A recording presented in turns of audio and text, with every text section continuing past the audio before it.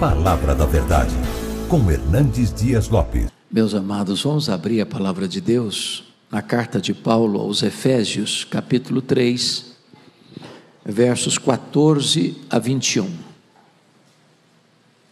Efésios, capítulo 3, versos 14 a 21. O apóstolo Paulo diz assim: por esta causa me ponho de joelhos diante do Pai, de quem toma o nome toda a família, tanto no céu como sobre a terra, para que, segundo a riqueza da sua glória, vos conceda que sejais fortalecidos com poder, mediante o seu Espírito, no homem interior.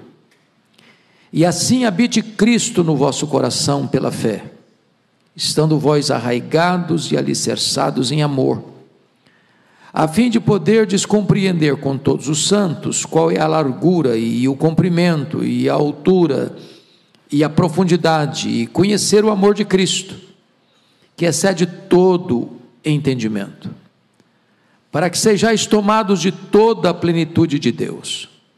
Ora, aquele que é poderoso para fazer infinitamente mais do que tudo quanto pedimos ou pensamos, conforme o seu poder que opera em nós, a ele seja a glória, na igreja e em Cristo Jesus, por todas as gerações, para todos sempre. Amém. O tema que nós vamos abordar hoje é uma oração muito ousada. O apóstolo Paulo está preso, ele está algemado. Os seus irmãos, os judeus, é quem o acusam, porque tramavam e conspiravam contra ele para matá-lo. Como cidadão romano que era, apelou para ser julgado diante de César, e ele está em Roma, preso, não tem liberdade de ir e vir, não pode fazer o que ele mais amava fazer, que era plantar igrejas, ou visitar as igrejas por ele plantadas. Os homens podem tirar sua liberdade, os homens podem encerrá-lo num cárcere, mas os homens não podem impedir que ele exerça o seu ministério, sublime ministério, o ministério da intercessão. Nesta carta, Paulo já orou pela primeira vez no capítulo 1, pedindo que Deus desse à igreja entendimento, compreensão, conhecimento daquilo que a igreja já tem em Cristo Jesus. E ele faz 3 pedidos essenciais. Ele pede para que a igreja possa saber qual é a esperança do seu chamamento. Ele pede para que a igreja saiba qual é a riqueza da glória da sua herança. E ele pede para que a igreja saiba qual é a suprema grandeza do poder de Deus que está à sua disposição. Ele não pede nada inédito ou novo, ele só pede para que a igreja saiba o que ela já tem em Cristo Jesus. É por isso que nós precisamos estudar a Bíblia, porque sem Bíblia não tem oração, porque a oração é baseada na Bíblia. Nós oramos eficazmente quando nós conhecemos as promessas de Deus. Mas aqui, nesse texto, se lá Paulo está orando para que você conheça, agora Paulo está orando para que você experimente. Agora é preciso descer da cabeça para o coração. Agora é preciso que você seja fortalecido com poder. E a primeira coisa que eu chamo a sua atenção é que ele diz: por esta causa eu me ponho de joelhos. E que causa é essa? Ele está tratando aqui de que o projeto grande de Deus, com um grande mistério revelado agora, é que dentro do plano de Deus, gentios e judeus formam uma só igreja, um só povo, um só rebanho, uma só família. gente de todas as línguas, gente de todas as raças, gente de todas as culturas, gente de todas as etnias, gente das mais variadas culturas do mundo, se formam e se juntam para formar o único povo de Deus, que vai morar no céu, o povo lavado e remido no sangue do Cordeiro. Essa realidade gloriosa leva Paulo a se colocar diante do Pai de joelhos, para orar. O judeu orava via de regra de pé, mas há causas tão importantes, há causas tão urgentes, há causas tão necessárias que nos levam a ficar de joelhos diante do Pai. Mas notem vocês, no verso de número 15, porque ele vai tratar aí da motivação desta oração, e eu chamo a sua atenção para alguns pontos muito importantes aqui. Vejam comigo: de quem toma o nome toda a família, tanto no céu como sobre a terra. O que ele está dizendo é que esta igreja, que é esse grande mosaico formado de todos os povos, é uma única igreja, tanto a igreja que já está no céu, quanto a igreja que permanece na terra, tanto a igreja triunfante, como a igreja militante. Ou seja, todos nós derivamos a nossa identidade do Pai. Quando você ora, conforme o pastor leu agora há pouco, você não ora diante como uma mulher viúva ou como um amigo que tem necessidade e chega lá para uma pessoa que está indisposta: não, já deitei, já lavei meus pés, já não vou sair para te atender, estou indiferente. Ou uma viúva que chega para um juiz que não quer atender e ela fica: não, o seu Deus é seu Pai, Ele ama você, Ele se importa com você, Ele se deleita em ouvir a sua voz, Ele tem prazer em atender a sua necessidade. Você está falando não com um ídolo, você não está falando com o Deus indiferente ou distante, você está falando com aquele que tem você como a menina dos seus próprios olhos. E Paulo prossegue e diz assim: para quê? Para quê? Segundo a riqueza da sua graça. E essa é uma expressão muito forte. Segundo a riqueza da sua glória. Glória não é um atributo. Glória não é uma característica da pessoa de Deus, como é a santidade, a justiça, a misericórdia. A glória é a soma total de todos os atributos de Deus, no seu resplendor máximo, na sua manifestação mais eloquente. A glória de Deus é quem Deus é, no seu resplendor. E Paulo ousadamente está pedindo para que Deus, segundo a riqueza, toda a riqueza da sua glória, possa estar atento para responder a esta oração ousada. E veja o que ele vai pedir: que vos conceda que sejais fortalecidos com poder, mediante o seu Espírito no homem interior. Meus amados, se existe algo que você e eu precisamos, é de poder. Porque o Evangelho é o poder de Deus. O reino de Deus que está dentro de nós é poder. Não há cristianismo sem poder. E é por isso que Jesus prometeu à igreja: recebereis poder ao descer sobre o vale do Espírito Santo. E eu preciso desse poder, e você precisa desse poder, e as mães de oração precisam desse poder, e os filhos precisam desse poder, e a igreja precisa desse poder. Mas qual é a fonte desse poder? Não é um poder político, não é um poder eclesiástico, não é um poder de influência humana, não é um poder manipulado pelos homens, não é um poder que emana da terra. Este poder vem pelo Espírito Santo. É isso que Paulo está nos informando aqui: mediante o seu Espírito no homem interior. Ou seja, não é uma coisa assim espalhafatosa, Tem muita gente que pensa que poder de Deus é plantar bananeira, é fazer piruleta, é fazer esquisitice. Não, não, não. O poder do Espírito Santo, ele está lá no seu interior. É uma mudança íntima, é uma mudança de caráter, é uma mudança de comportamento, é uma mudança de palavras, é uma mudança de ações, é uma mudança de reações, é uma mudança de gestos, é uma mudança de motivação, é uma mudança que opera dentro do seu ser e que pode ser notada e percebida e visto por todos, em todo lugar.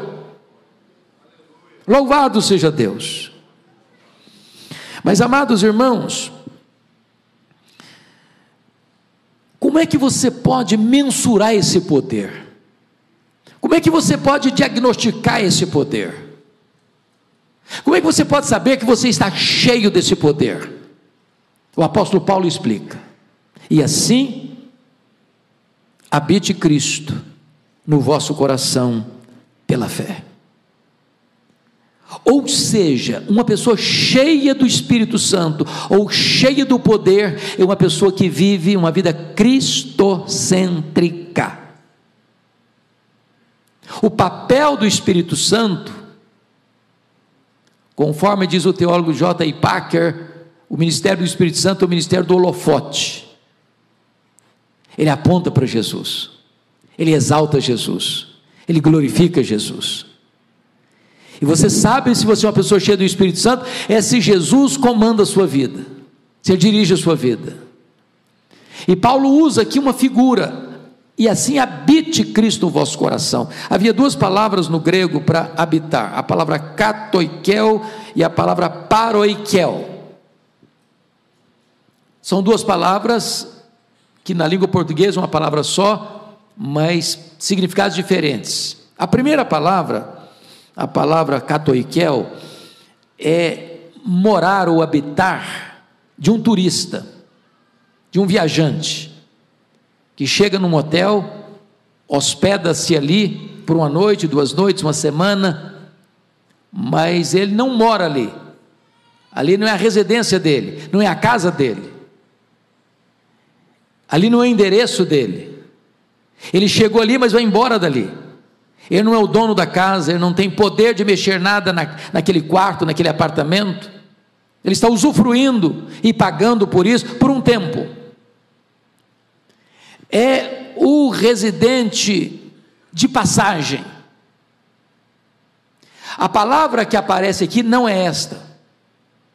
A palavra que aparece aqui é a palavra paroikel, e paroikel é a palavra habitar do habitante permanente.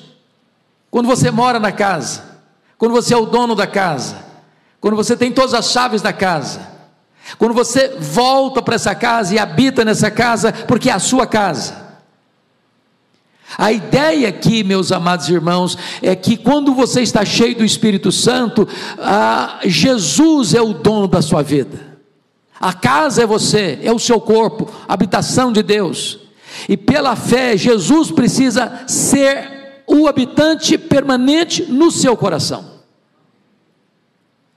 Isso significa que você entrega para ele todas as chaves da casa, que você não tem cômodos nessa casa, trancados a 7 chaves, guardando aí alguma coisa que não seja digna de ser vista por ele, permitida por ele, que não tem áreas da sua vida que estejam fora do controle do senhorio de Jesus Cristo. É isso que é ser cheio do Espírito Santo, é quando você entrega todas as chaves do seu coração e da sua vida. É o Senhor que manda agora, é o Senhor que controla agora, é o Senhor que determina as regras agora. Eu estarei debaixo do senhorio e da submissão à tua autoridade, Senhor Jesus. Mas essa palavra tinha um outro contexto. Essa palavra na língua original significa não apenas que você é o morador permanente, mas quem mora tem prazer em morar nesta casa. Você conhece família que as pessoas têm um aperto no coração na hora de voltar para casa? Os biógrafos de Abraham Lincoln diziam que a maior tragédia na vida dele não foi seu assassinato, mas foi seu casamento. A dona Mary Todd Lincoln criava muita confusão com ele, jogava café quente na cara dele, brigava com ele perto das visitas que chegavam, e ele tinha um hábito de gostar de reuniões até as altas horas da madrugada. Não que ele amasse reuniões, o que ele não gostava de voltar para casa. A pergunta que eu faço a você nesta noite é esta: a sua vida é um ambiente onde Jesus possa ter prazer de morar?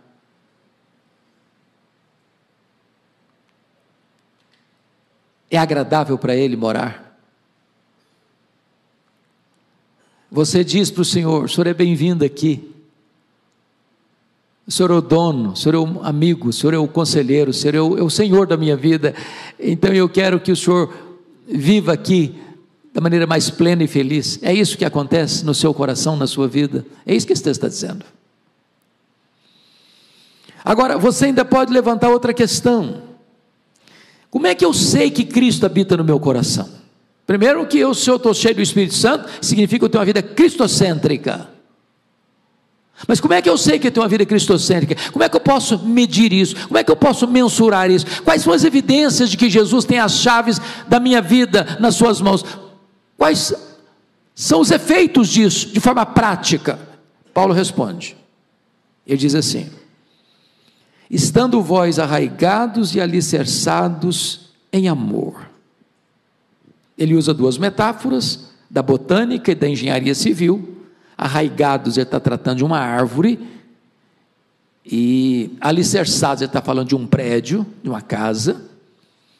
E para que uma árvore possa crescer com estabilidade, ela precisa ter raízes profundas. Para um prédio manter-se de pé diante das tempestades e borrascas, ele precisa ter um sólido fundamento. O que Paulo está dizendo é que se Jesus tem as chaves do seu coração, você vai provar isso e evidenciar isso quando você ama a Deus e ao seu irmão. Isso não é discurso, isso é prática. Até porque o amor, diz a Bíblia, que é a síntese da lei. Se você pega as duas tábuas da lei, a primeira tábua na relação com Deus, a segunda tábua na relação com o próximo, Jesus resume tudo isso no grande mandamento: amarás, pois, o Senhor teu Deus de todo o teu coração, de toda a tua alma, de toda a tua força, de todo o teu entendimento, e amarás o teu próximo como a ti mesmo. Nisso resume-se a lei. Ainda mais, o Senhor Jesus Cristo deixou claro que você prova que você é um discípulo dele, não é o quanto de conhecimento você tem na sua mente, não é o quanto de doutrina, por mais bonita e bíblica e sólida que seja, você prova que você é um discípulo dele, quando você ama o seu irmão, como ele, Jesus, amou você. Nisso conhecerão todos que sois meus discípulos, se tiverdes amor uns pelos outros. Como é que você pode saber que Jesus está mandando na sua vida? É se você ama, porque Deus é amor, e aquele que diz que ama a Deus e não ama o seu irmão, está mentindo. Como é que você pode amar a Deus a quem você não vê, se você não ama o seu irmão a quem você vê? Aplicando isso, irmãos, para o ministério de oração das mães, tem horas que os filhos precisam enxergar, não apenas um bom discurso, uma boa hora oportuna para uma boa exortação, mas enxergar um derramamento de amor na direção deles. Porque o amor é irresistível. Quando você ama, você intercede. Não há intercessão sem amor. É por isso que Jesus diz o seguinte, que se você nutrir mágoa no seu coração, está lá em Marcos 11, 25, se você tiver mágoa no seu coração, ranço no seu coração, amargura no seu coração, suas orações são interrompidas, não adianta você orar. Então ame seus filhos, automaticamente você vai orar por eles. Sabe por quê? Porque o poder do Espírito Santo está aí, porque Jesus está comandando aí, e a evidência da plenitude do Espírito Santo, e a evidência da vida cristocêntrica é a prática do amor. Mas prosseguindo, ele passa agora do amor que devemos ter uns pelos outros, fazendo uma transição do amor que Jesus tem por nós, no versículo de número 18, a fim de poderdes compreender com todos os santos, e aqui Paulo anula o isolacionismo. Aqui Paulo diz que é impossível você ser um crente sem pertencimento. Aqui Paulo está derrubando essa tese, que você pode ser crente na sua casa, viver apenas recebendo mensagens, ainda que boas, da internet. Não, eu não preciso de igreja, eu não preciso frequentar a igreja, eu não preciso ser membro de igreja, eu não preciso de comunhão com ninguém, eu me basto a mim mesmo. Não, você só vai compreender o amor de Cristo quando você está junto com a família de Deus, reunido com o povo de Deus, participando do rebanho de Deus. E ele diz mais: a fim de poderes compreender com todos os santos qual é a largura e o comprimento e a altura e a profundidade. E ele está falando aqui das dimensões deste amor. Quais são essas dimensões? A largura, que abrange todos os povos, todas as raças, todas as línguas, todas as nações, todas as etnias. Segundo, qual é o comprimento? Desde o início da história até o último segundo, quando a trombeta de Deus há de soar, e o Filho do Homem vai aparecer em majestade e glória. Qual é a altura? É para onde este evangelho nos leva, para as alturas excelsas da comunhão com Deus e depois da glória celestial. Qual é a profundidade? É que esse amor alcança o pecador mais arruinado pelas mazelas do pecado, aquele que já foi enjeitado pela família, pela sociedade, pela justiça, por todos. Ali ainda o amor de Deus está presente. Louvado seja o Senhor. Nós precisamos conhecer esse amor de Deus, que este amor é abundante, que este amor é imerecido e este amor é provado. Mas notem ainda, irmãos, a declaração que ele vai fazer, depois que trata das 4 dimensões, ele vai usar a expressão no verso 19 assim: e conhecer o amor de Cristo, que excede todo o entendimento. Para pensar só um pouquinho. Diz a Bíblia que ele, sendo Deus, não julgou como usurpação o ser igual a Deus. Antes a si mesmo se esvaziou. Ele não foi esvaziado, ele se esvaziou, assumindo a forma de servo, humilhando-se até a morte, e morte de cruz. Você já imaginou o que é o Rei da Glória se fazer servo? Você já imaginou aquele que é Deus vestir pele humana? Você já imaginou aquele que sempre e eternamente foi bendito pelo Pai, adorado pelos anjos, agora vira o mundo para ser cuspido pelos homens? Você já imaginou aquele que é santo, santo, santo, se fazer pecado por amor a você e morrer pelos seus pecados? Você já imaginou o que é aquele que é bendito eternamente ser feito maldição por amor a você, bebendo sozinho o cálice amargo da ira de Deus, que você e eu devíamos beber, por amor? Quem pregou Jesus naquela cruz não foram os pregos, foi o seu amor por você. Ele não escreveu em letras de fogo nas nuvens, eu te amo. Ele esculpiu naquela cruz, eu te amo. O apóstolo Paulo diz que talvez por um justo alguém se anime a morrer, muito difícil, mas Deus prova o seu próprio amor para conosco, pelo fato de ter Cristo morrido por nós, sendo nós ainda pecadores. É incompreensível. Então, por favor, jamais deixe que o seu coração seja tomado de complexo de inferioridade, de autoestima achatada, porque se Jesus te ama, e Ele ama com amor eterno, com amor sacrificial, com amor santificador, então você não tem razão nenhuma para ter qualquer sentimento de inferioridade no seu coração. Mas aqui chegamos, para mim, ao pedido mais ousado que alguém poderia fazer numa oração. E Paulo ora assim: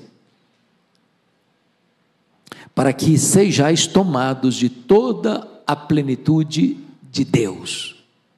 Oh, meus irmãos, isso aqui está para além da nossa imaginação. Então me permita fazer algumas perguntas para responder essa questão aqui. Quem é Deus? Quando você vai estudar um pouquinho as Escrituras ou teologia, você vai notar que nós temos atributos de Deus que são incomunicáveis e temos atributos de Deus que são comunicáveis. O que é isso? Os chamados atributos incomunicáveis de Deus são aqueles que só Deus os tem. Anjos e homens não os possuem. São atributos exclusivos de Deus, que não são compartilhados com as suas criaturas. Quais são esses atributos? Deus é autoexistente, Deus é infinito, Deus é imenso, Deus é eterno, Deus é imutável, Deus é onipotente, Deus é onipresente, Deus é onisciente, Deus é transcendente. Deus é maior do que tudo quanto Ele criou.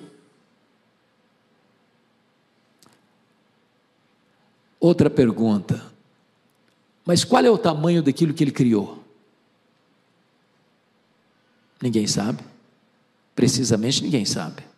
O que se sabe é que o universo tem mais de 93 bilhões de anos-luz de diâmetro. Isso significa que se você voasse a velocidade da luz, 300 mil quilômetros por segundo, você demoraria mais de 93 bilhões de anos para ir de uma extremidade à outra do universo. E o seu Deus é transcendente. Sabe o que significa isso? Ele é maior do que tudo isso. Agora, Paulo está orando para que você e eu, frágeis vasos de barro, sejamos tomados não de Deus, não da plenitude de Deus, mas sejamos tomados de toda a plenitude de Deus. Tem horas que eu fico imaginando, pastor Ival, que o nosso problema, um dos nossos problemas, é que nós às vezes achamos que tudo que Deus tem para nós é aquilo que nós conhecemos e experimentamos. Como o nosso padrão é pequenininho demais, nós não temos expectativa. Deus tem mais. Deus tem muito mais. Deus tem infinitamente mais para você e para mim. Porque alguém poderia dizer: ô Paulo, você devia estar delirando ao fazer esse pedido. E talvez Paulo já percebeu que alguém faria esse questionamento. Você foi longe demais, Paulo. Você foi ousado demais. Que é isso? Pedir que a igreja seja tomada de toda a plenitude de Deus? Não, mas você ultrapassou as fronteiras. Aí ele escreve no versículo seguinte, assim, versículo 20: ora, àquele que é poderoso para fazer não mais, não muito mais, mas infinitamente mais. Eu confesso que eu não sei o que é infinitamente mais em relação ao que eu tinha pedido anteriormente, ser tomado de toda a plenitude de Deus. Porque às vezes as pessoas usam esse versículo assim: olha, eu estou com uma dor de barriga, e ele falou: irmão, ora por mim. Deus é poderoso para fazer infinitamente mais, meu irmão, te curar essa dor de barriga, te dar saúde. Ok, pode fazer isso, curar a unha encravada, ou um problema mais grave de saúde, ou um problema financeiro, ou um problema conjugal, ou um problema aqui ou ali. Não, Paulo está falando isso, ele é poderoso para fazer infinitamente mais, depois de ter feito o pedido mais ousado registrado em toda a Bíblia. Então não ponha limites em Deus. Então tudo quanto Deus quer, tudo quanto Deus pode fazer em resposta às orações. Eu não sei qual é a causa que você trouxe aqui hoje, eu não sei qual é a causa que aflige a sua alma, eu não sei qual é a causa que você tem urgência em ver resposta, pois Deus é poderoso para fazer infinitamente mais, conforme o seu poder que opera em nós. Como é que Paulo termina essa oração? Não podia ser de outra maneira a não ser com a doxologia: a Ele seja a glória. Aonde?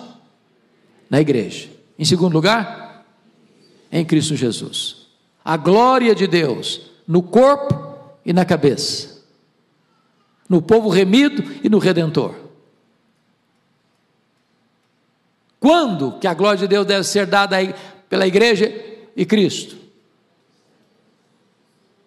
Por todas as orações durante a história, para todo sempre.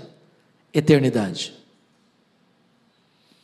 Não há nenhum espaço geográfico, não há nenhum tempo na história onde a glória de Deus não deva permear tudo. Tudo. Ele é o começo, Ele é o meio, Ele é o fim, porque dele, por meio dele e para ele são todas as coisas. A Ele pois glória pelos séculos dos séculos. Que Deus nos ajude, irmãos, a conhecer a palavra, e em conhecendo a palavra, Deus vai reavivar a nossa vida de oração. Conhecendo as promessas de Deus, nós teremos condições de orar com mais fervor e com mais eficácia. Que o Senhor nos abençoe. Amém.